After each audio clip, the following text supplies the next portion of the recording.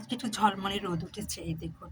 এজন্য মাকে একটু বারান্দায় নিয়ে আসছি, কারণ যে রোদ, যে কুয়াশা, ঠান্ডা পড়েছে, কোনো মতেই বাইরে ওনার হওয়া উচিত হবে না। যার ফলে ওনাকে আর আমি বাইরে বের হতে দেই নাই।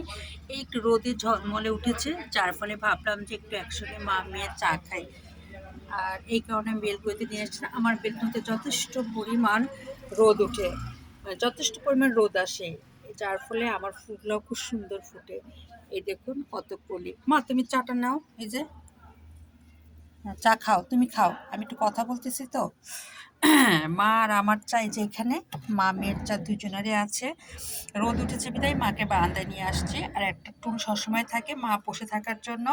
আর রোদ নেই বিধায়, কুয়াশা বিদায় আমি থাইটা খুলছি না, কারণ একটু ঠান্ডা লাগলে তো তার খবর হয়ে যাবে।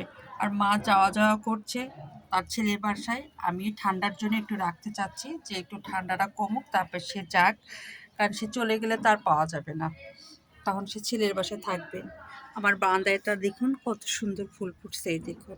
আর সাথে চা খাচ্ছে আমি আর মা, এই দেখুন আমার মা আর আমি, আমরা দুইজনে মা আমি এখন চা খাবো খুব মজা করে, কারণ সুন্দর ঝলঝলে রোদ, চকচকে রোদ উঠেছে, এই দেখুন।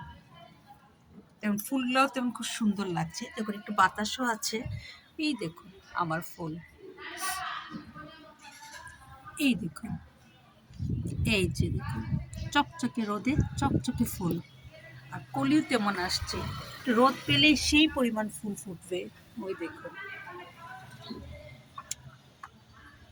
এই দেখুন প্রতিটা গাছে এত ফুল আসছে, দেখিস মা, এত গোলাপ ফুটবে, দেখিস একটা কত সুন্দর গোলাপ ফুটেছে। হ্যাঁ, তুই দেখো, এই দেখো খয়েরি কালার, দেখিস।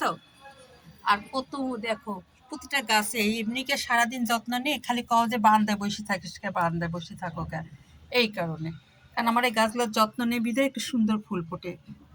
এই দেখুন আমি আর মা চা খাচ্ছি, এখন আমরা চা খাবো একটু মিষ্টি রোদে। এখানেই রাখলাম, আল্লাহ হাফেজ।